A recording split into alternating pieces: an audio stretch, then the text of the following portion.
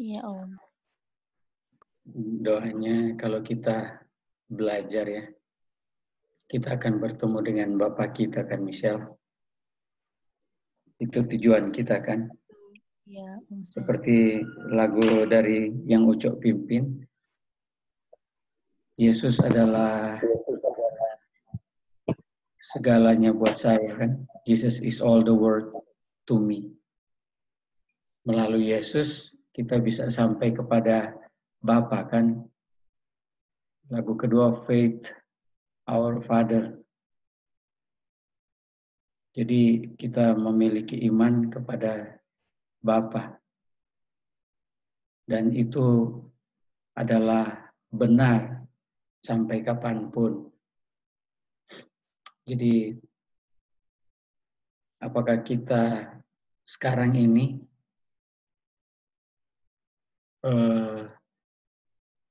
melihat bahwa segala sesuatu sangat tidak menentu, terjadi kekhawatiran yang seragam semua seluruh dunia. Tapi apakah kita perlu khawatir kalau Yesus segalanya bagi kita? Apakah kita khawatir kalau Bapa kita yang di surga memberikan kita makan? Perlukah kita khawatir itu? Pertanyaan yang tidak perlu dijawab di sekarang, tapi jawablah dari hati kita masing-masing. Bahwa kalau saya memiliki Yesus dan Bapa adalah sumber kehidupan, perlu nggak kita khawatir? Oke, kita akan belajar ya. Dan ayat pertama kita terdapat di 1 Korintus 11 ayat 3. 1 Korintus 11 ayat 3 boleh kita share screen dulu ya.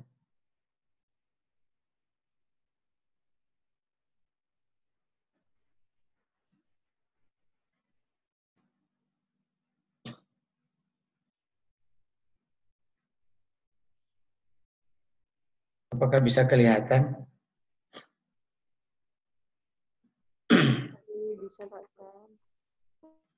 Bisa, Bro. Oke, ongkonya boleh baca 1 Korintus 11 ayat 3. Ini ayat kemarin ya. 1 Korintus 11, 3. Tetapi aku mau supaya kamu mengetahui hal ini, yaitu kepala dari tiap-tiap laki-laki ialah Kristus. Kepala dari perempuan ialah laki-laki, dan kepala dari Kristus ialah Allah. Yesus mau kasih tahu ya. Ini adalah urutan yang benar. Bagaimana yang disebut pertama kali adalah Yesus. Saya sempat gambar itu ke saudara-saudara.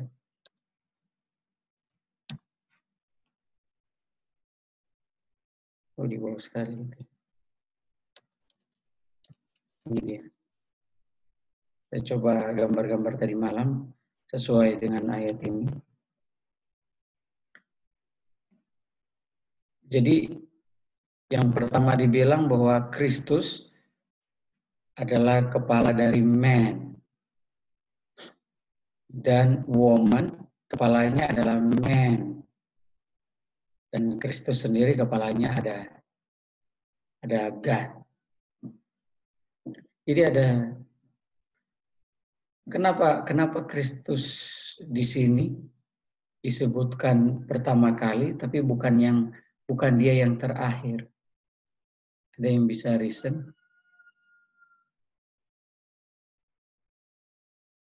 Ini cuma reason saja, cuma reason. Karena ini menarik. Kenapa ini ditulis seperti ini? Kita semua senang reason kan? Dan tidak ada yang kebetulan di Alkitab. Kristen sesuai dengan ayat ini. Kenapa Yesus disebut head of every man is Christ? Kenapa dia harus disebut pertama kali? Karena dan itu yang Tuhan mau bilang. Ada yang mau coba? Kita nggak cari benar salah ya. Ini memang udah begini, ini udah benar ini. Tapi mau lihat apa yang saudara consider tentang ini. Halo Uncle Stanley. Iya, Rit.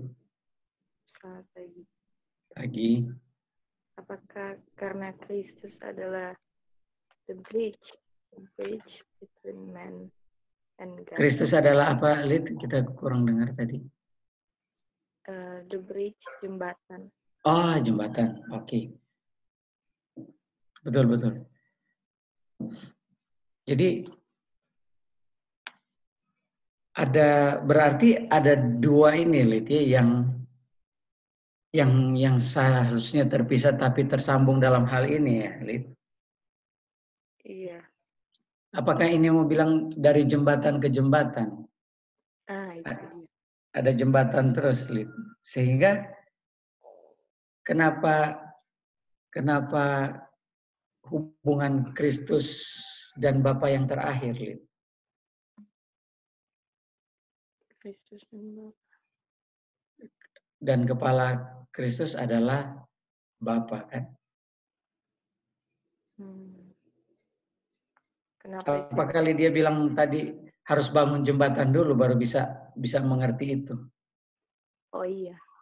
Jadi Iya kan? destination itu Bapa.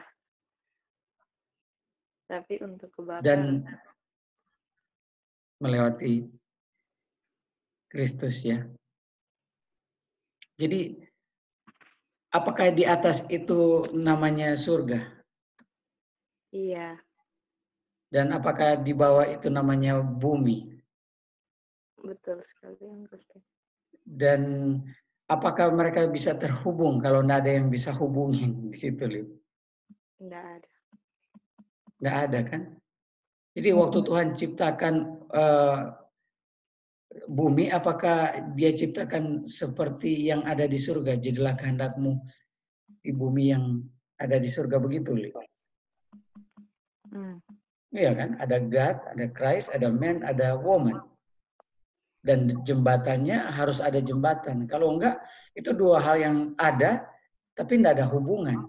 Betul. Iya kan? Itu reasonnya kan? Dan kenapa harus Kristus dan Bapa? Apakah Bapa punya awal dalam hal ini? Dalam hal ini? Apakah ada lagi yang di atas dari Bapa itu sendiri? Dibilang Bapa adalah the head of head. Head of head ya. Jadi udah nggak ada Bapa yang tidak punya awal. Sementara Kristus keluar dari Bapa. Sama dengan waktu mereka ciptakan Adam dan dari Adam keluar Hawa. Jadi jembatannya begini. Nggak ada kan pekabaran setelah pekabaran malaikat ketiga. Dan 3 adalah akhir ya. Dari konsep aja yang kita lihat. Jadi saudara-saudara penting sekali untuk mengerti hubungan ini. Karena di Lydia punya pelajaran kemarin ya. Di Yesaya 59 ayat 2, apa yang memisahkan ini? Yang memutuskan hubungan ini?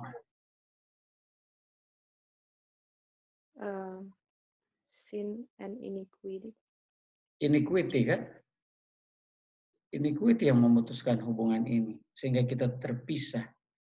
Makanya Yesus sebagai Son of Man menderita nggak waktu dia mengalami trouble di kayu salib dan kegelapan menutupi dia? Karena dia tidak pernah ada keterpisahan dengan Bapaknya. Jadi ini yang Tuhan mau kasih tahu ke kita, hubungan ini. Ada hubungan, dihubungkan dulu bumi dan surga, baru dia recognize siapa yang menjadi kepala dari manusia, woman atau Adam. Dan siapa yang menjadi kepala Kristus adalah Bapaknya sendiri. Oke, di bawah ini kita ambil Lukas 3:38, boleh Lydia baca? Kebetulan sudah ini tadi.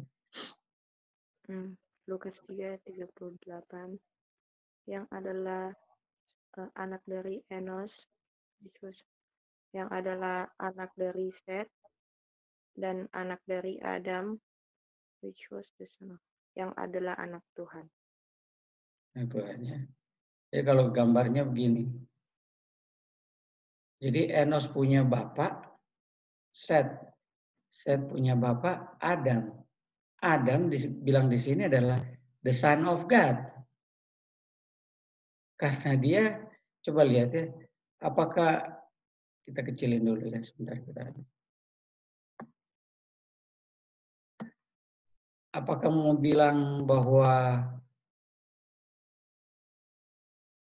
ini ya, Adam, dia the son of God. Karena siapa bapaknya Adam?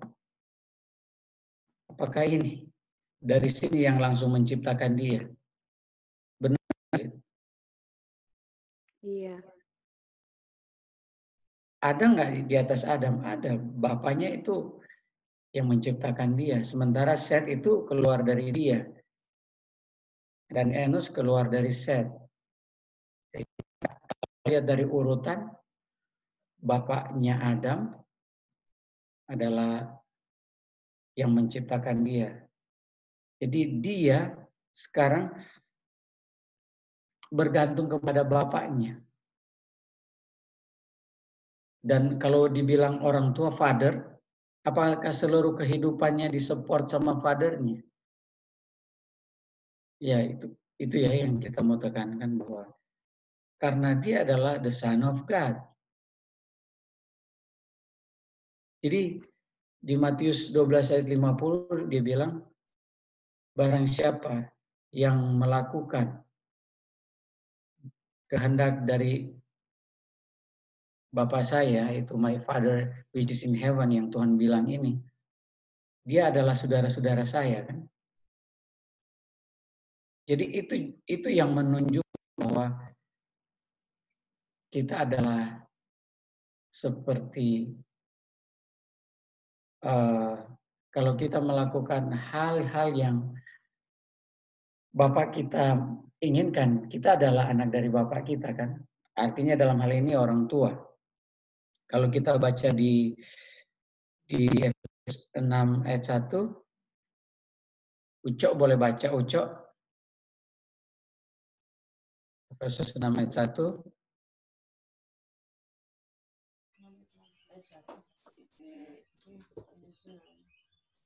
Children, obey your parents in the Lord, for this is right. Efesus 6 ayat 1, Ucok. Boleh ulang? Efesus 6 ayat 1, children, obey your parents in the Lord, for this is right. Jadi bilang di sini, Ucok, anak-anak, Ucok, anak-anak ya, apakah harus obey terhadap yang di atas? Itu siapa yang di atas Ucok di Sonder, Ucok?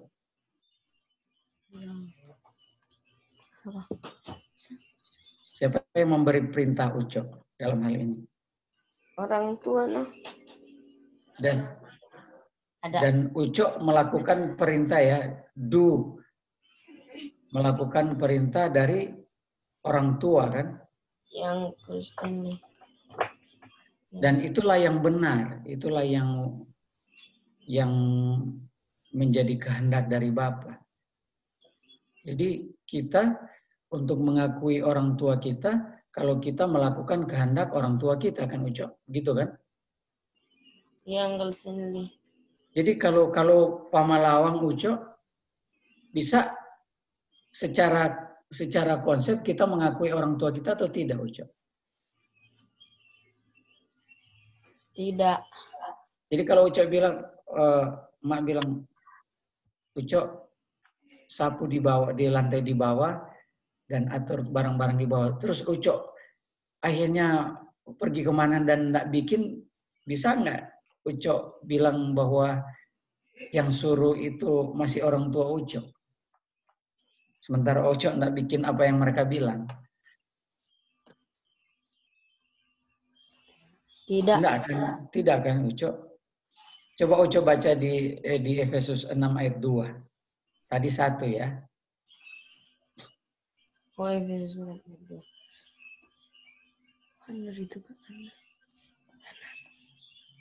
Honor thy father and mother, which is the first commandment with promise.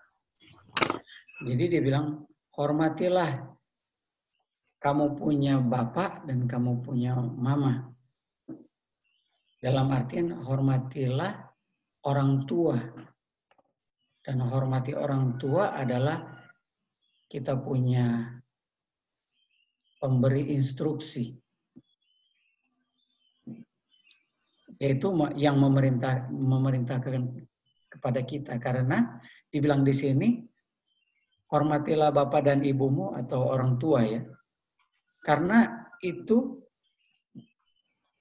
di dalam hukum itu ada namanya cause and effect. Jadi di hukum kelima ini, di hukum 10 hukum ini yang pertama yang memberikan promise. Kalau begini, janjinya begitu. Kalau kamu menurut, Ucok, kamu akan dapat ini. Begitu kan Ucok, cause and effect-nya. Iya. Iya, betul. Bukan main. Coba kita lihat ya. Coba kita baca di Keluaran. Itin boleh baca Itin. Keluaran 20 ayat 12. Itin so hafal ini. Honor thy father and thy mother, that thy days may be long upon the land which the Lord thy God giveth thee. Itin boleh translate. Oh, boleh. Bisa mengerti kita.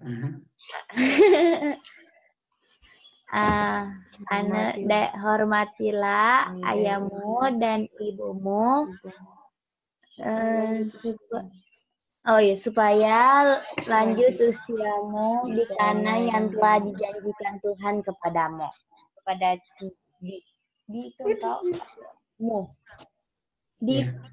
mu itu angka atau engkau? Iya, kepada siapa saja yang mau hormat. Hormat, oh iya. Kepada hormat di sini bukan seperti hormat militer ya. Hormat di sini ikutin, hargain, lakukan kan? Ini do. Ya. Itu yang kalau kita cuma bilang iya, terus tidak melakukan, apakah itu hormat? Iya, tapi tidak melakukan, tidak. Dan apakah ada anak yang dibilang, oh nggak mau bikin, tapi setelah itu dibilang, kita bikin aja apa yang orang tua bilang. Apakah itu hormat? Ya. Apakah di sini yang dibenarkan bilang yes atau melakukan? Melakukan.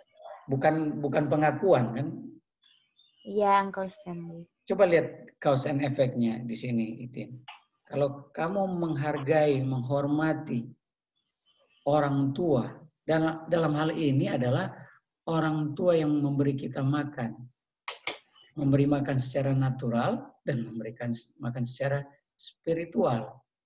Iya. Kalau kita menghormati itu, apakah waktu orang tua kasih makan, misalnya emak kasih makan ke Ucok, waktu mau kasih makan lari-lari atau duduk dan menikmati makanannya? Duduk dan menikmati makanannya. Natural sama dengan spiritual kan itu? Ya, Uncle Stanley. Karena itu terangkan spiritual. Apakah kalau ada yang memberitakan pekabaran kasih makan spiritual, apakah kita mau lari-lari? Tidak. Apakah itu menghormati? Tidak. Jadi segala sesuatu harus sopan dan teratur kan? Ya.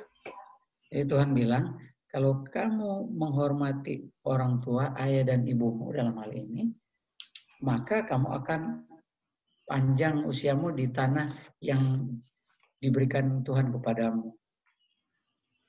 Coba kita lihat bagaimana contoh pertama.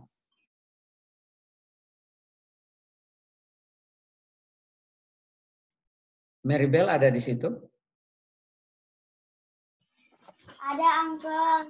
Boleh Maribel baca Genesis 2 ayat 7? And the Lord God formed man of the dust of the ground, breathed into his nostrils the breath of life, and man became a living soul.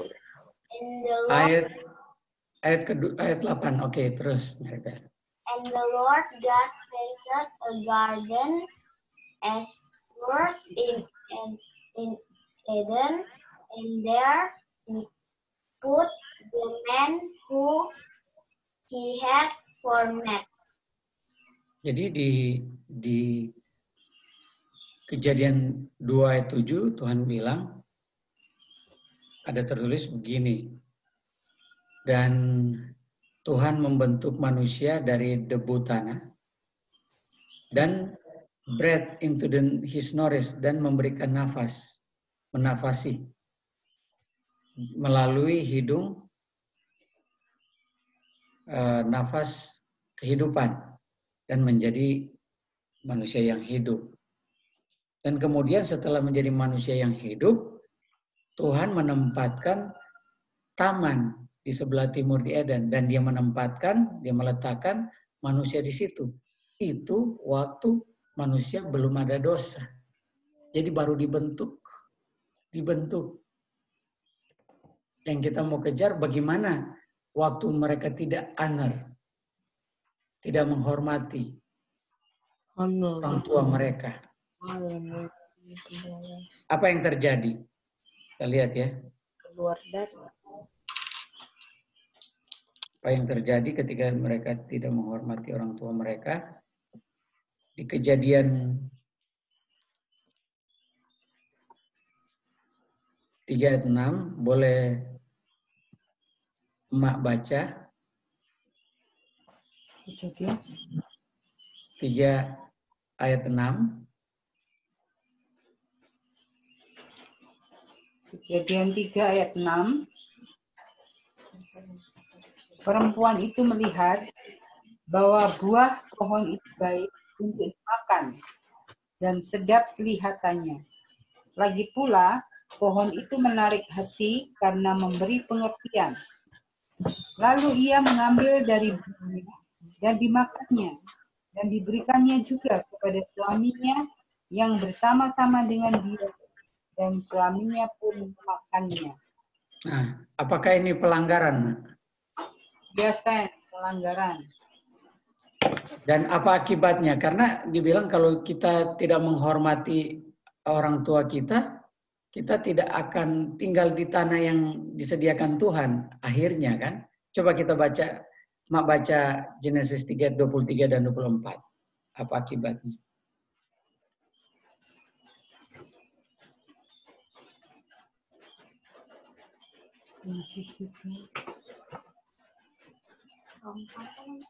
Dua 3, 24 ya, Sen? Iya, Mak. 23.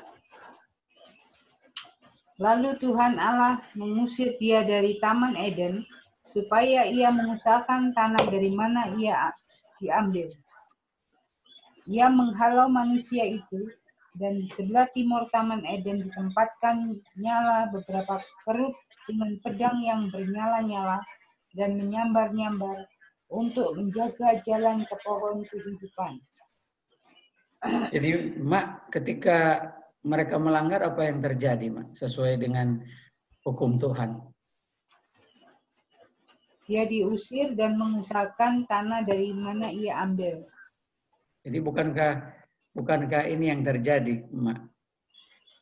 Jadi kalau kita tidak menghormati orang tua kita atau melanggar perintah mereka, tidak melakukan perintah yang orang tua bilang, apakah mereka tidak ada di tanah mereka yang Tuhan berikan kepada mereka? Apakah mereka di sini dikeluarkan? Betul. Jadi penting nggak kita anak-anak untuk memperhatikan instruksi dari orang tua? Penting sekali. Penting sekali kan? Jadi karena hukum itu ada akibat kalau kita langgar. Makanya Tuhan bilang peliharalah hukum. Karena itu adalah kehidupan. Firman Tuhan, dialah kehidupan, kan di Matius 4 ayat 4. Kita tidak hidup hanya dari roti saja, tapi semua firman yang keluar, atau nafas yang keluar dari Bapa. Ini kita kutip yang kutipan kemarin. Kita mau Michelle baca. Michelle boleh baca?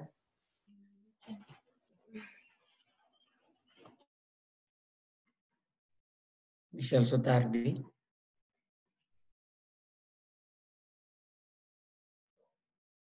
Belum, nampaknya kakak lagi di... Oke, silakan. Bobby boleh take over. Oke.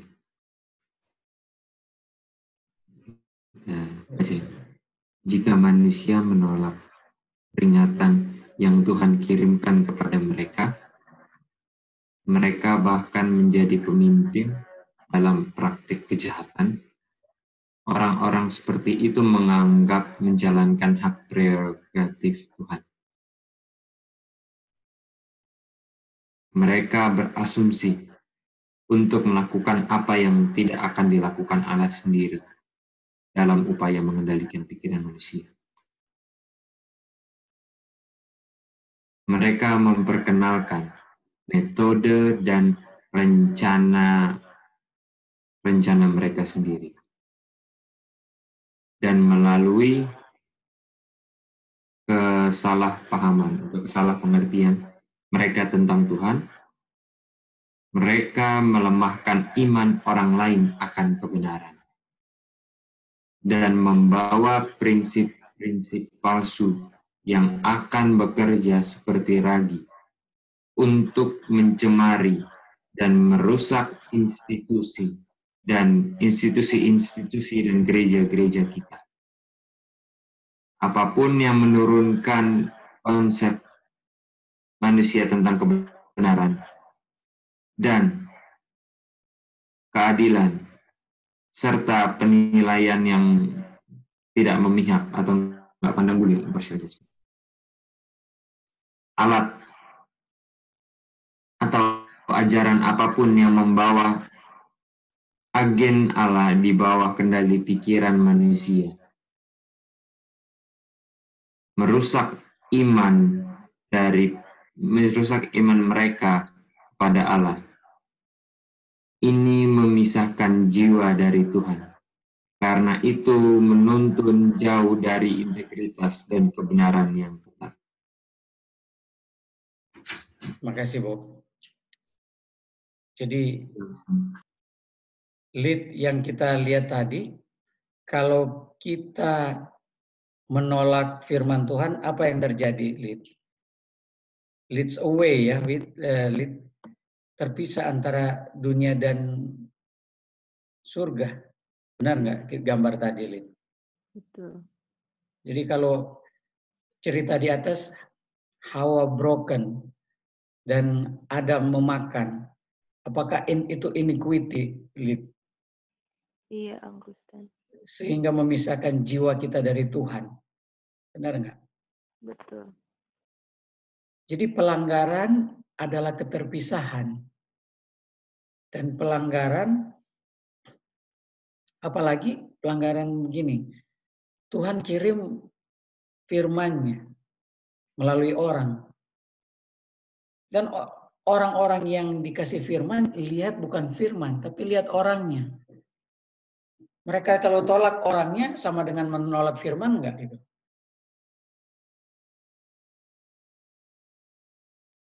Dengan catatan orang yang jujur ya, orang firman yang benar-benar murni.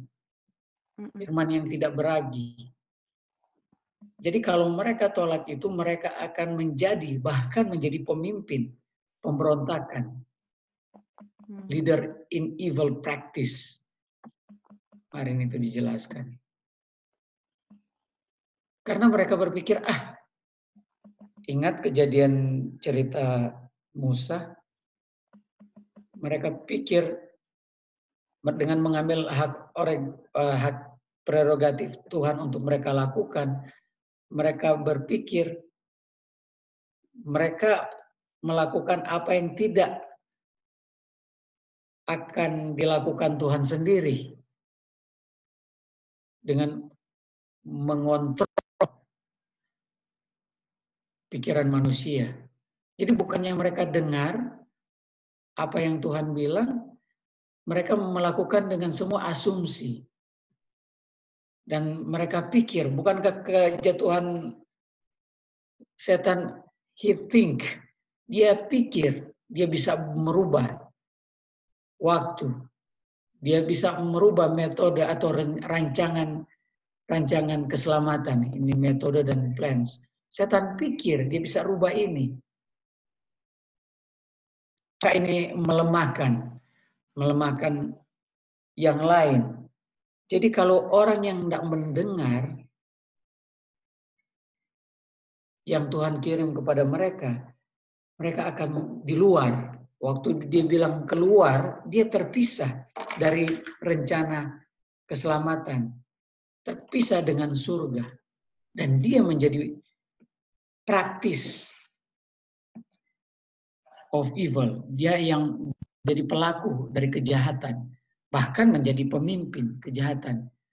Semua prinsip-prinsip palsu mereka bawa. Dan ini sama kayak roti beragi yang nggak ada jadi berkembang. Karena semua sudah dimasukin ragi.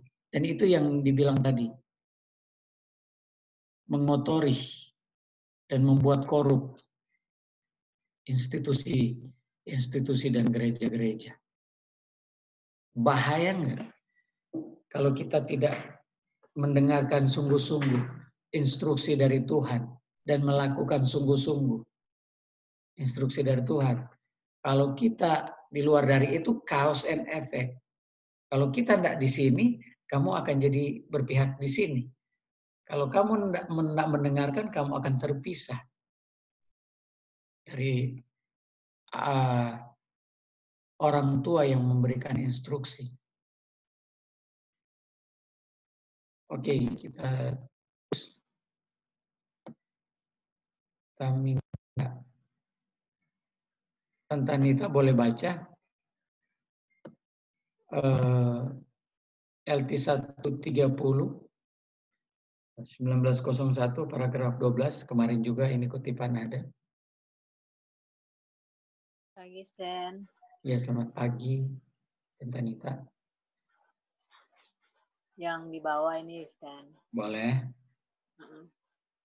Untuk menyokong ilmu penyembuhan, pikiran berarti membuka pintu melalui mana setan akan masuk untuk menguasai pikiran dan hati.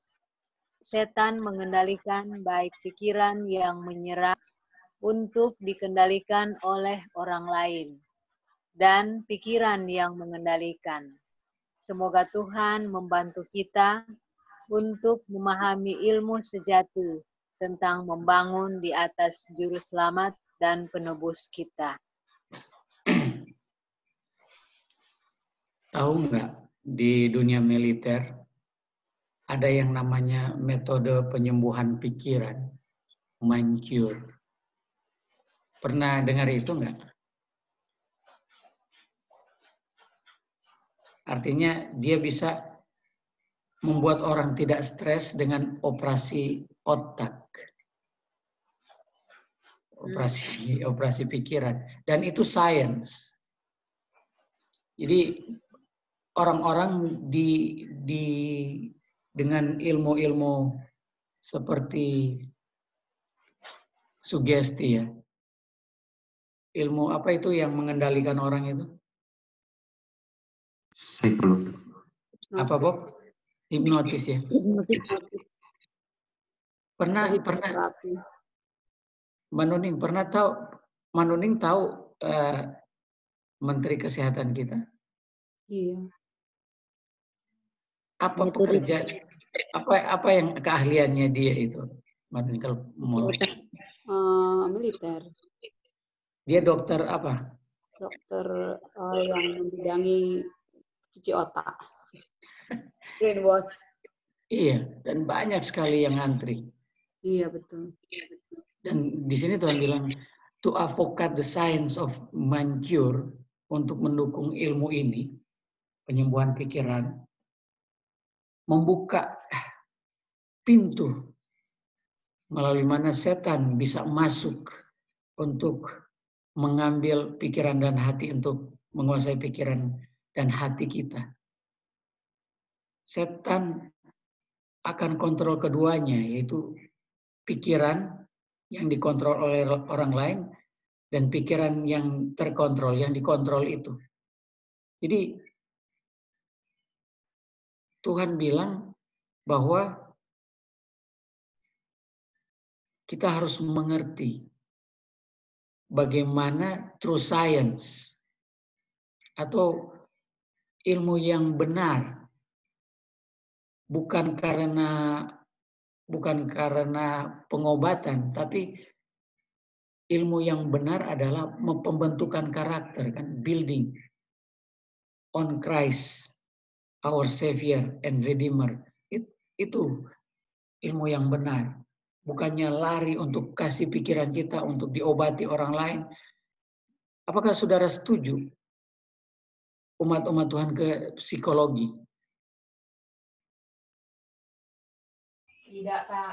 Psikologinya Alkitab, Pak. Apakah kalau Mbak Nuning, apakah kalau kita ke psikolog, kita disuruh tidur dan melupakan apa yang sudah kita pelajari, apakah itu ya yang terjadi? Iya, dan semua itu sudah ditulis di Alkitab. Iya, menghapus memori kita. Padahal karakter itu apakah sesaat bisa dibentuk atau pekerjaan seumur hidup? Seumur hidup. Tiba-tiba harus ke dukung sains yang mencure ya, atau menyerahkan kontrol pikiran kita kepada orang lain. Apakah itu mematikan? Jadi itu yang terjadi. Apa yang terjadi dengan... Oke, kita sharing lagi.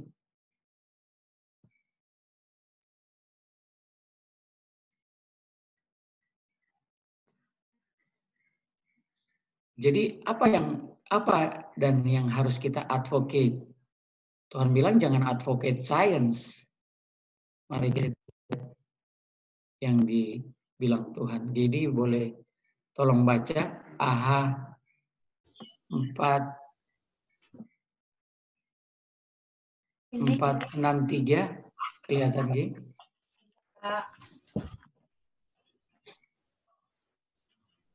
Anak-anak harus memiliki teman yang tidak akan mengolok-ngolok apa yang murni dan layak, tetapi lebih suka mengadvokasi apa yang benar. Ketakutan, tidak akan ejekan membuat anak muda menyerah pada godaan dan berjalan pada orang fasik. Para ibu dapat melakukan banyak hal melalui teladan serta dengan ajaran untuk menunjukkan pada anak-anak bagaimana menjadi jujur di tengah cemoohan dan juga ejekan. Jadi masih ingat pelajaran kemarin idle word? Iya, yang Alin bawa ya, Kak? Iya, yang sia-sia. Iya, Kak. Perkataan yang sia-sia. Jadi Tuhan bilang di sini, bagaimana memilih teman kan? Anak-anak dan kita semua bagaimana memilih teman. Dan bukankah dari teman kita menunjukkan siapa kita? Kini. Setuju, Kak. Betul sekali. Dan Tuhan bilang, pilihlah teman yang tidak mengolok-ngolok tentang kemurnian dan hal-hal yang berharga, worthy ya. Dan kalau tadi di atas di sini dia bilang advocate science, kalau di bawah di sini anak-anak yang memilih teman tidak mengolok-ngolok dan menjaga kemurnian dan hal-hal yang berharga, dia bilang harus advocate yang benar. Dan advocate yang benar tidak duduk di antara pencemooh. Karena kalau kita duduk di antara orang yang mengolok-ngolok, akan membuat anak muda apa? Sangat mudah mereka menyerah pada godaan dan berjalan di jalan orang fasik. Nah, kalau berjalan di jalan orang fasik, apakah terpisah dari orang tua, dari Tuhan, dari Bapa? Dan mereka ngikutin saran-saran orang. Oke, kamu stres. Udah, apakah di dunia sekarang ini penuh dengan stres? Dengan kejadian virus corona. Semua orang stres. Di Manado banyak sekali gambar-gambar yang perlu saudara-saudara hindari. Banyak sekali yang bilang, iklan-iklan yang tidak sengaja kita baca bilang, kamu tinggal aja di rumah, kami yang bekerja untuk kamu. Apakah keselamatan itu orang lain yang kerjakan atau kita yang kerjakan? Itu satu lokan ya. Apakah kita harus mengerjakan keselamatan kita sendiri? Pelajaran kemarin. Tidak memberikan advokat kepada sains untuk menyembuhkan pikiran kita. Jadi, ini sebab dan akibatnya. Apakah virus corona ini adalah satu ketakutan yang dibuat? Dan dengan melukai pikiran, memberikan ketakutan, apakah akan ada di solusinya atau mind cure? Kalau Bob masih ingat pelajaran di ini Bob di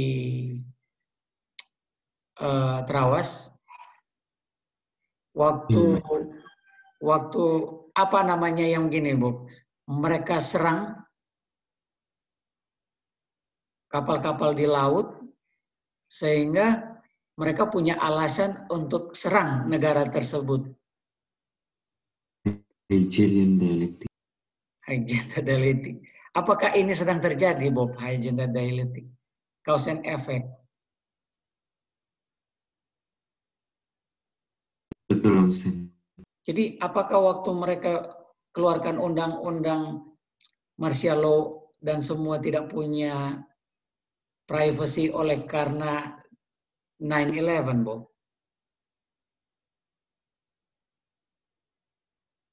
Bisa lihat hubungan itu. Sehingga orang tidak punya privacy lagi setelah itu kan, Bob? Iya. Apakah nanti, coba lihat Bob skenario ini.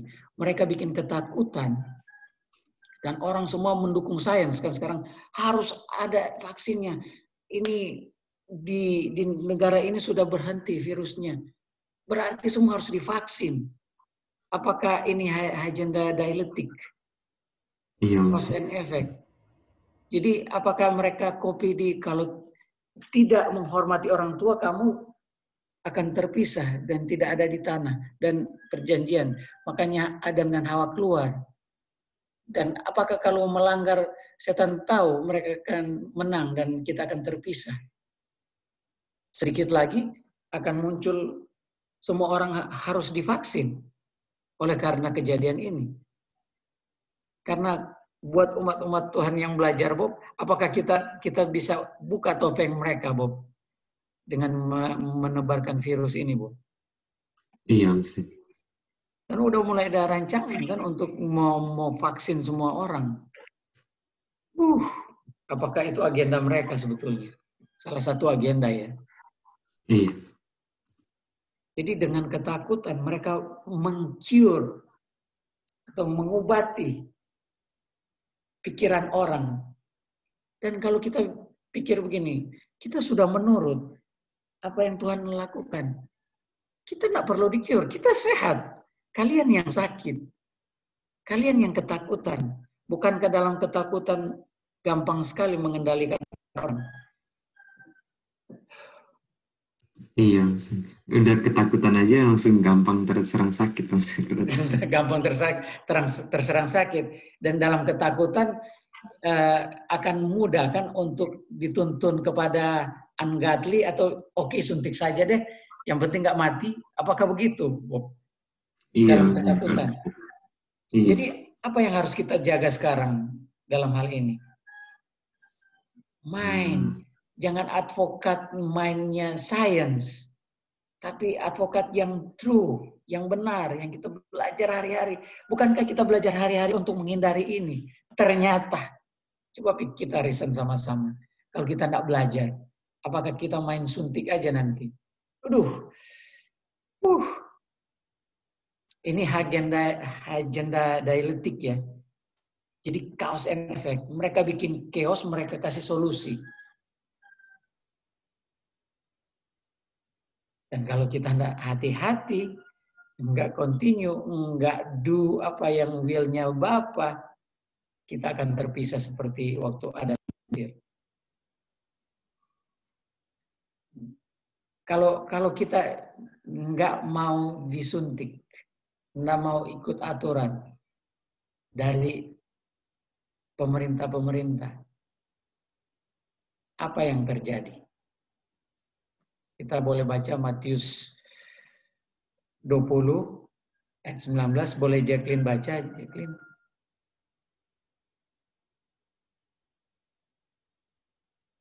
Halo, Sven. Iya, boleh Jacqueline baca Matius 20 ayat 19.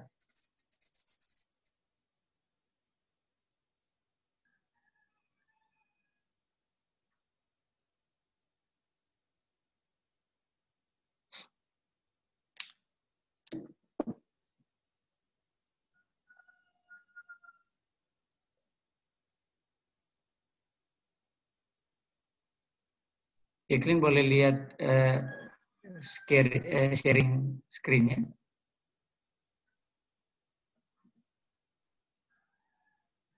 Betul, Tante Nita.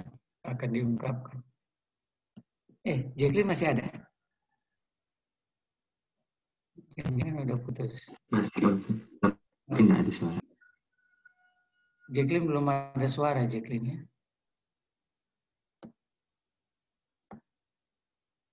Boleh kita ganti Tante Olsya? Olsya? Waduh.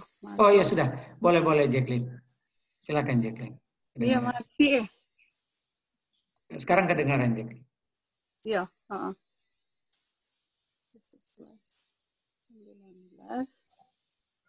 19. And shall deliver him to the Gentiles to mock.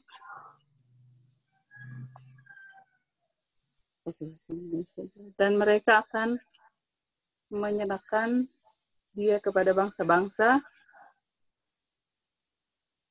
dan yang tidak mengenal Bapa, supaya dia dapat diolok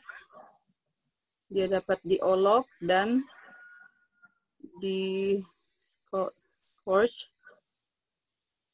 discourse apa ya itu?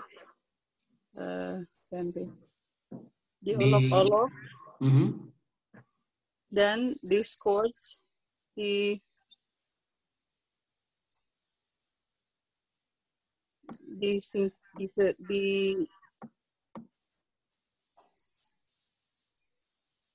Baca aja bahasa Inggrisnya. Inggris, and to scourge and to crucify him, dan menyalibkan dia, and the third day he shall rise again, dan hari ketiga dia akan bangkit kembali.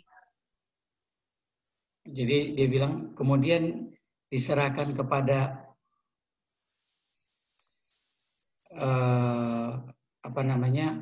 orang Gentiles ya, untuk diolok-olok, untuk disiksa, untuk salibkan dia, dan pada hari ketiga dia bangkit kembali. Bukankah ini Tuhan Yesus yang bilang, dan waktu dia bilang di ayat sebelumnya bahwa dia akan dibawa, lihat dia akan dibawa ke Yerusalem dan Son of Man akan dikhianati kepada pemimpin-pemimpin, priest dan ahli-ahli hukum, ahli-ahli kitab, dan mereka akan menghukum dia sampai mati. Jadi Tuhan Yesus sebagai Son of Man alami ini untuk menebus Son of God, yaitu Adam. Dan bukankah kita nanti, Tuhan Yesus sudah bilang bahwa saya adalah jalan. Dan kalau dia adalah jalan dan jalannya untuk di-mock, untuk di-scourge, untuk disiksa, untuk disalib, bukankah kita juga harus menjadi jalannya kan? Kita tahu Yesus bilang saya adalah jalan. Jadi apakah tentang isu akhir-akhir ini membuat kita melihat dengan terbuka bahwa satu kali kelak ketika Tuhan lepas kita dari Heidi, apakah kita akan di-mock? Apakah kita akan disiksa? Apakah kita akan dihukum mati, diancam hukuman mati? Karena Tuhan sudah pernah mati jalan itu, dan itulah dia bilang, inilah yang kita advocate, bukan science, di mana kalian bisa selamat melalui suntikan, atau kamu bisa sembuh melalui vaksin. Bukan itu, tetapi dengan penderitaan. Kalau kalian mempertahankan keselamatan melalui itu, Tuhan bilang pertahankan keselamatan melalui kamu diolok-olok, kamu di-scourge, kamu disalib. Dan Tuhan bilang, ini bilang ke kita kan. Saya mau minta satu orang baca Matius 10 ayat 17. Siapa yang bersedia baca?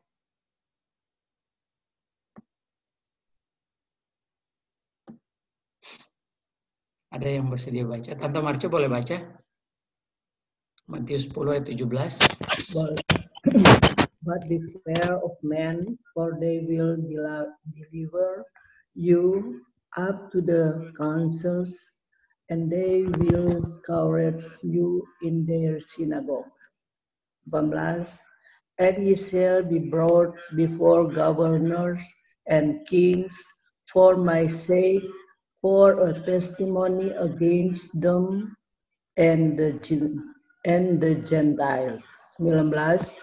But when they deliver you up, take no thought, no worry, how or what ye shall speak, for it shall be given you in that same hour what ye shall speak. Jadi Tante Marce ayat ini bilang berhati-hatilah ya. Sebagaimana Tuhan juga di delivery, kita juga akan dihantarkan di depan councils. Council itu ini ya, di depan senat, di depan pemimpin-pemimpin agama untuk dipertanggungjawabkan iman kita kan. Dan kita di-scourge di situ. kita kayak diejek-ejek, dihina, diperlakukan dengan tidak adil kan? Iya. Disiksa. Dan yang herannya, kita dibawa mereka punya gereja-gereja. Dan kita lihat, kita juga akan dibawa di muka gubernur, di muka presiden. Karena Tuhan punya nama kan, untuk kasih kesaksian kepada seluruh dunia tentang iman kita. Tapi apa yang Tuhan bilang di Matius 10 ayat 19? Kita tahu kata lain dari virus corona apa, Tante Marcia? Virus corona. Ada kata lain yang terkenal. Kodenya. Apakah COVID-19? Iya. Iya. Yang di ayat 19 dibilang, oh iya ya. Ketika kamu dibawa ke tempat tadi, Tuhan bilang kalau virus corona ini bikin boring nggak orang?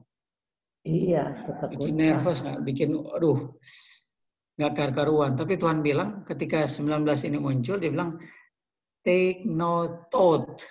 Nggak usah khawatir, nggak usah pikir-pikir apa yang engkau bicarakan nanti.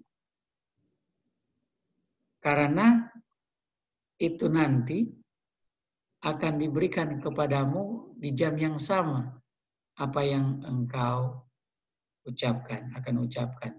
Jadi perlu khawatir enggak? Tidak. Tante, misalnya satu case, udah ngetok-ngetok di pintu. Ada Tante Marcia. Oh saya. Ya. Bawa suntik Tante Marcia. Wih, Tante Marcia mesti disuntik. Apakah Tante Marcia harus khawatir dan harus bilang apa yang dibilang Roh Kudus pada saat itu? Tidak perlu. Karena itu pilihan kita. Iya. Jadi apa yang kalau kita khawatir apa yang terjadi? Boleh di sebelah Tante Marcia ada siapa? Sendiri kita di sini. Udah di kebong semua. Kalau gitu kita ke Om Yohan, ada Om Yohan? Sebagai Stanley ada. Ada Om, boleh baca ini kutipan ini. Oke. Kekhawatiran yang terus-menerus adalah melemahkan kekuatan kehidupan. Tuhan kita menghendaki mereka untuk menyingkirkan kuk perbudakan ini. Dia mengundang mereka untuk menerima kuknya. Dia berkata, kukku atau kukku itu mudah, bebanku pun ringan. Kekhawatiran itu buta dan tidak dapat melihat masa depan. Tetapi Yesus melihat akhir dari awal. Dalam setiap kesulitan, dia memiliki caranya untuk siap membawa kelegaan. Tidak ada hal baik yang akan dia tahan dari mereka yang berjalan dengan lurus.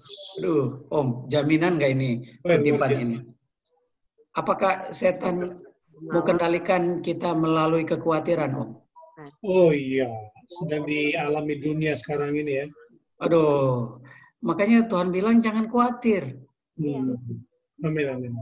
Karena kalau kita khawatir terus-menerus akan melemahkan waktu kita bilang mau disuntik atau enggak. Kita bilang suntik saja. Apakah itu yang mau kita lakukan kalau kita khawatir? Betul. Jadi Tuhan bilang worry is blind and cannot discern the future. Kalau kamu lihat-lihat itu, kamu akan khawatir dan akan membutahkan. Dan tidak pernah, apakah kita masa depan kita ada di atas kan, Om? Oh iya. Di surga kan? Apakah kalau kita khawatir masa depan kita kepotong dan akhirnya cuma muter-muter di bumi? Kita nggak bisa terhubung dengan mainnya Bapa kan, dengan pikiran, dengan orang tua kita yang memberikan kita makan. Dan Yesus bilang, dia bilang begini, but Jesus see the end from the beginning. Apakah Yesus sudah lakukan itu? Waktu mereka, iya, waktu mereka mau bikin Yesus khawatir, mereka scourge, mereka hina dia, dan akhirnya mereka mau kasih apa di mulutnya, Om? Cuka ya. Mereka mau kasih farmakia kan, Om? Iya, betul. Dan Tuhan Yesus lepehkan itu kan. Dan apakah Tuhan bilang, itu beginning. Dan kita menang sebagai sons of man. Dicoba lihat Om, dia itu menang sebagai sons of man. Supaya kita tetap, dan sons of man ini bisa menang dan kita bisa kembali. Dan Adam tetap akan menjadi sons of God. Apakah kita keturunan Adam dan akan menjadi sons of God melalui perantara itu?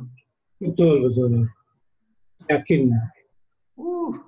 Jadi memang betul-betul setan mau melemahkan pikiran kita dengan cara menyebarkan ketakutan kan. Karena begini Om, coba kita pikir Om. Kasus sekarang yang terakhir kita lihat, nggak tahu update terakhir, ada 5.000 kasus. Dan kematian cuma berapa persen dari itu Om? Kecil. Ya. Dan menurut WHO Om, kematian itu harus mencapai 12% baru daerah itu bisa di lockdown. Atau bisa ditutup. Tapi coba lihat Om, ini tak memenuhi kriterianya mereka, hukum mereka buat. Tapi sudah banyak yang lockdown kan? No, lockdown without reason, iya kan? Iya. Lockdown karena ketakutan, bukan karena memang undang-undang. Iya. Om, coba tadi malam kita sempat keluar, dan kita lihat memang di mall kosong, Om. Oh ya. Waktu kita lewat di mall, ada farmakia yang besar di Bali, di situ full. Kita sampai ketawa-ketawa, mall kosong, farmakia full. Waduh, fokus ke sana ya. Di farmasi, iya, di apa? Iya. Apotek ya. Apotek. Aku bilang, waduh, memang betul-betul agenda dialektik ini sedang terjadi.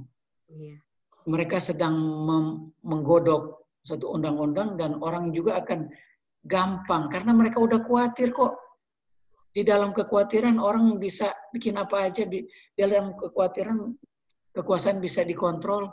Betul. Apakah Tuhan bilang jangan khawatir? Dia bilang take no thought. Jangan khawatir. Jangan lihat-lihat itu loh, by beholding kita akan khawatir juga kalau kita lihat-lihat itu. Lihat kepada Tuhan. Tuhan kok udah menang. Jangan kita lihat-lihat di dunia sana ya. Kalau enggak kita akan terpengaruh ya. Terpengaruh. Amin ya. Di Tuhan. Jadi Om coba lanjutin baca ini. Kutipan DA 114.3. Oke. As a son of man, jadi anak manusia itu Christ would stand loyal to God, ya, hubungan dengan Tuhan ya. Thus it would be shown that Satan cannot gain the complete control of the human race. Jaminan ya.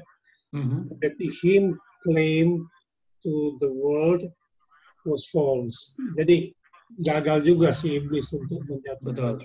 Ya. All who desired deliverance from his power would be set free. Jadi ada jaminan buat kita ya.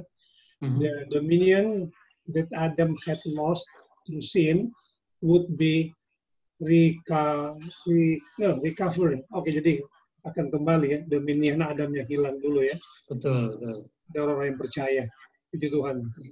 Jadi the Son of Man recover the Son of God. Bukan main Alpha Omega Om ya. Iya. Adam kan dia yang sudah hilang tapi dia recover. Sementara yang kita establish tadi bahwa Adam itu the son of God. Iya. Karena Tuhan ciptakan. Dan yang ciptakan dia turun sendiri sebagai son of man. Bukankah satu ini Om dari hukum. Jadi satu harus dibayar dengan satu. Son of God ketika dia jatuh dibayar oleh son of man yang betul. Ya. Dan caranya adalah Tuhan Yesus berdiri loyal kepada kepada Bapaknya. Apakah kalau kita berdiri loyal kepada Tuhan Yesus, kita akan komplit dikontrol oleh Tuhan Yesus? Amin. Waduh. Yakin. Amin. Dan ini ada kemenangan. Dan Yesus klaim sendiri bahwa dia bisa rebut lagi dominion Adam yang sudah hilang. Amin. Lihat bahwa kita membaca sendiri di kutipan di Desire of Ager 14. Masih di satu halaman ini, kita lupa copy dia punya. Silakan. Coba. Oh ini. Di kutipan yang sama, coba Bobi kasih ini kutipan yang sama ya, Bob. Apa di halaman yang sama? Ini kita copy, Bobi punya. Ini. Forward. Jadi kita membaca ya. Dan ketika Yesus dibawa ke padang belantara untuk digoda, kita tahu bukan karena Yesus dibawa oleh Roh Kudus. Dia dibawa oleh Roh Kudus, Roh Allah. Kita baca terus. Yesus tidak mengundang penggodaan maksudnya. Jadi ingat, waktu Yesus dibawa oleh Roh Kudus di padang belantara, ia tidak mengundang penggodaan. Ia pergi ke padang belantara untuk mengasingkan diri, untuk merenungkan tugas serta pekerjaannya. Dengan berpuasa dan berdoa, ia harus mempersiapkan dirinya untuk berjalan berlumuran darah dan yang mesti ditempuhnya. Tetapi setan mengetahui bahwa juru selamat pergi ke padang belantara dan pikirnya inilah saatnya yang terbaik untuk menghampiri Tuhan Yesus. Jadi siapa yang melihat Tuhan Yesus? Spirit of God. Dan kalau dia loyal terhadap Spirit of God, apakah setan bisa menghampiri Tuhan Yesus untuk mengontrol Tuhan Yesus? Nggak bisa. Tetapi dengan syarat jangan khawatir. Seperti Tuhan Yesus. Apakah waktu persiapannya itu sangat penting untuk tidak take note for tomorrow? Apakah hari-hari ketika kita isi dengan Spirit of God, bilang kepada kita, take note thought for tomorrow.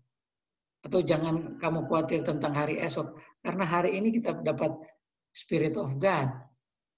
Sehingga waktu kita digoda, seperti Tuhan Yesus adalah Alfa dan Omega, apakah setan bisa gain complete control Tuhan Yesus, atau dia bisa mengambil keuntungan untuk mengontrol Tuhan Yesus? Kita tahu enggak. Karena apa? Christ as Son of Man would stand loyal to God. Jadi untuk kita bisa selamat cuma satu. Loyal to God. Ini dia. Apa artinya loyal? Obey, taat, menurut. Sehingga waktu angin bertiup, angin corona bertiup, apa kita tetap stand?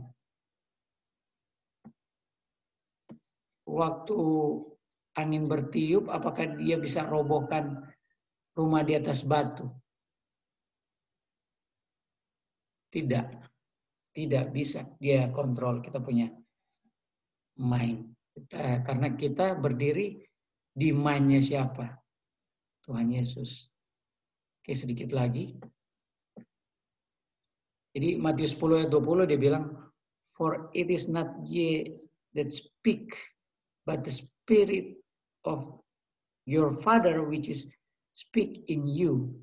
Jadi kalau kita hari-hari tidak khawatir, meskipun kita diolok, dan kita mempertanggungjawabkan iman kita, nggak usah khawatir.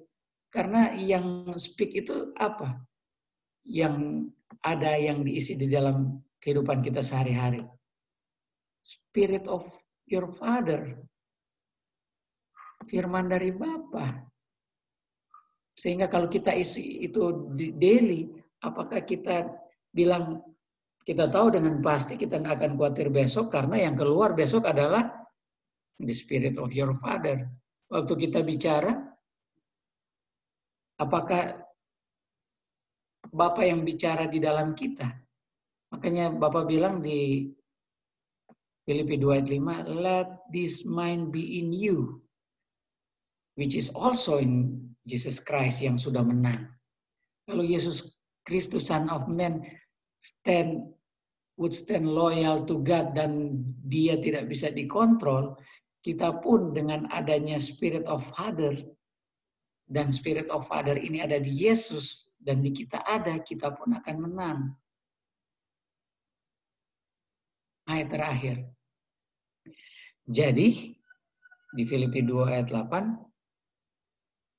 and being found in the fashion as a man, dengan didapati di dalam keadaan serupa manusia, dia merendahkan dirinya menjadi dan became obedient unto them, dan menurut sampai mati.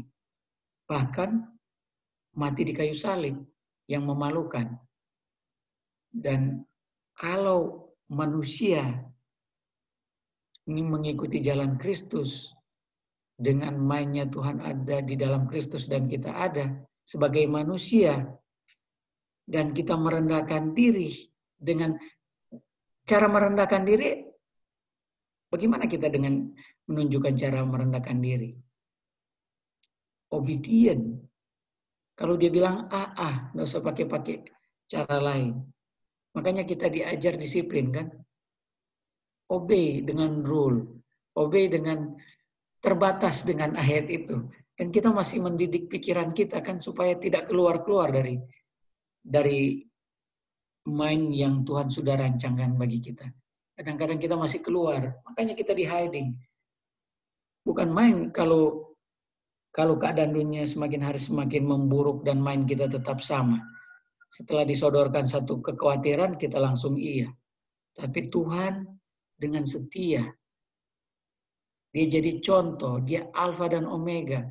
Kalau dia menebus Son of God, yaitu Adam, sebagai Son of Man, kita pun bisa. Asal berdiri loyal. Loyal itu artinya terus-terusan, begitu. Dengan Bapaknya, dengan Tuhan kita. Kita sudah lihat satu hari ini apa yang kita mau bikin. Jangan khawatir, itu yang Tuhan bilang. Supaya tidak dikontrol oleh siapapun, pihak-pihak manapun. Tapi serahkan mind-nya kita kepada Tuhan. Sehingga kita tidak notot. Kalaupun kita nggak ada uang sekarang, nggak usah pikirkan. Kalaupun kita nggak ada sesuatu yang seperti orang lain, nggak usah kita pikirkan. Kita nggak usah ikut-ikut orang lain. Contohnya Tuhan nggak punya rumah, dia sebagai manusia biasa, Tuhan Yesus merendahkan diri, bahkan sampai mati. Aduh, itu jaminan kita ya di satu hari ini. Nah, kalau ada tambahan atau pertanyaan dari saudara-saudara, saya persilakan. Ya. Halo Pastor. Iya, Mas Osit. Iya, mau tanya kutipan HDL 211, nama bukunya apa ya, Pastor? HDL tuh. 211 tadi. Ini help in daily living, HDL. Bahasa Indonesianya apa ya, Pak?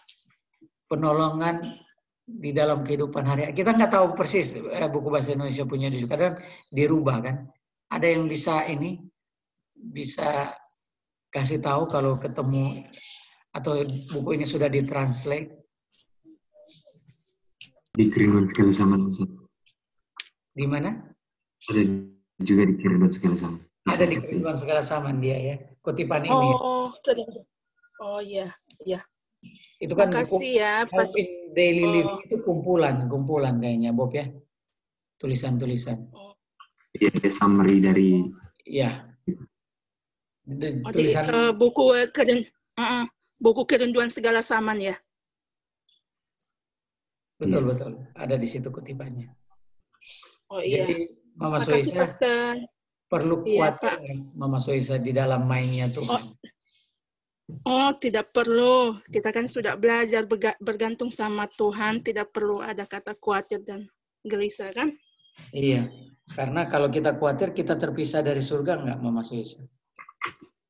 Kalau kita khawatir ya kita pasti terpisah. Karena khawatir itu dosa ya. Iya. Worry is blind. Worry adalah buta dan buta sama dengan kondisi Laodikia, blind. Iya, Jadi Pak. kita tidak bisa lihat masa depan kalau kita buta. Oke, terima kasih Mas Soisa. Ada lagi? Iya, makasih Tuhan. Berkati Pastor. Makasih Bobby. Yes. Itu ada kutipannya Mama Soisa ya, di Kerinduan Segala Zaman chapter 34 ya. Judulnya undangan. Oke, kalau sudah tidak ada saya kembalikan ke Sonder. Puji Tuhan, makasih Bro Stan. Puji Tuhan Stanley. Ya, terima kasih Pak Stanley. Terima kasih Pak Stan. Terima kasih Uncle Tuhan Stanley. berkati. Terima kasih. Terima kasih Stanley. Terima kasih semua. Selamat pagi. Ya. Terima kasih Uncle Stanley yang telah bawa renungan pagi. Dan sekarang kita akan menutup renungan pagi kita dan menyanyi di lagu Sion nomor 224. Aku pikirkan sekarang negeri yang indah. Kita undang di Sonder untuk berdiri.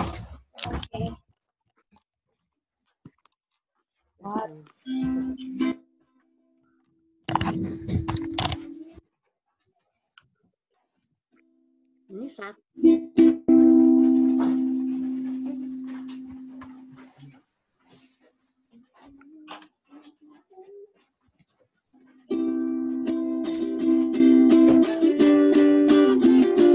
Aku pikirkan sekarang negeri yang indah, negeri yang dibangunkan Yesus, dan di sana berdiri sisirnya adakah bintang di mahkota, adakah bintang-bintang di mahkotaku bila aku tiba di surga, bila aku terima rumah perjanjianku, adakah bintang di mahkota.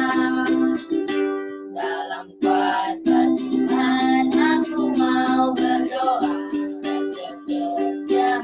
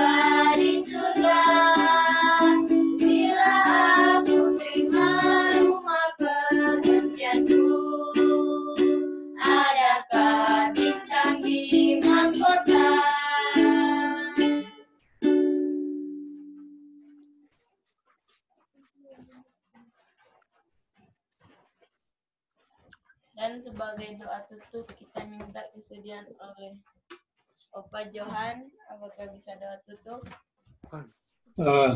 Bisa Uco. Mari kita bersatu dalam doa. Bapa kami yang bersemayam di surga, puji dan syukur tak berkeputusan kami panjatkan kepadamu, karena kami semua telah menikmati kebaikan Tuhan, lebih di pagi hari ini. Oleh kuasa Roh Kudus mula, kami telah dikumpulkan melalui jaringan Zoom. Karena kerinduan kami ya Tuhan, selalu mendahului Tuhan dalam hidup kami, yang kami telah tunjukkan di dalam kehidupan kami di pagi hari ini. Ya Tuhan, kami berdoa, firman yang telah kami dengar, lebih mengingatkan kami untuk tetap dan selalu bergantung kepada Tuhan dalam kehidupan ini, maka ketakutan, kekhawatiran akan lenyap. Sebagaimana pengalaman Yesus yang sudah memberikan teladan yang sempurna bagi kami semua. Tapi Tuhan, tolong masing-masing kami, dimanapun kami berada. Kami punya masalah, kesulitan yang berbeda-beda. Tetapi satu yang pasti adalah kemenangan sebagaimana yang Yesus telah alami. Memberikan jaminan kepada kami semua untuk hari ini, Tuhan, kami pasti menang selama kami bergantung kepada-Mu. Kami doakan agar Stanley yang sudah menjadi corong dan alat Tuhan menyampaikan firman-Mu, menyampaikan mana kebutuhan jiwa rohani kami, hati dia secara pribadi, hati keluarganya, agar mereka berjuang bersama-sama menikmati damai di dunia ini. Demikian juga kami semua yang telah bergabung di Zoom pagi ini, Tuhan akan berikan kami jaminan jauh dari kekhawatiran hanya oleh kuasa Tuhan saja. Bapa di sorga, kami serahkan segala rencana kegiatan kami hari ini hanya dalam tuntunan Tuhan, dan tetap kami diingatkan mendahulukan Tuhan dalam segala rencana kegiatan kami, dan pasti kebutuhan-kebutuhan yang lain Tuhan akan penuhi. Terima kasih Tuhan sudah dengar doa kami. Kehendak-Mu yang jadi dalam hidup kami, bukan kehendak kami Bapa. Dalam nama Tuhan Yesus kami telah berdoa. Amin. Terima kasih Om Yohan. Puji Tuhan Stanley. Terima kasih.